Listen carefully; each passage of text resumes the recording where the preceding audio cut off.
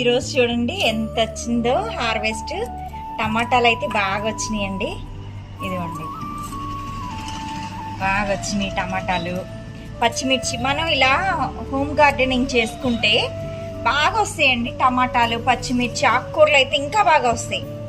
మనం మెయింటైన్ చేయకపోయినా కూడా మనకి వారానికి 1 రోజు 2 రోజులకైనా వచ్చేస్తాయి.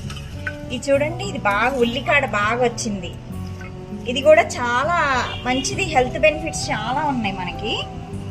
కాకరకాయలు అయితే అన్ఎక్స్పెక్టెడ్ అనమాట, బాగా వచ్చింది. వంకాయలు ఇంకా ఉన్నాయి కానీ చిన్నగా ఉన్నాయని వంకాయలు కొయ్యలేదు నేను.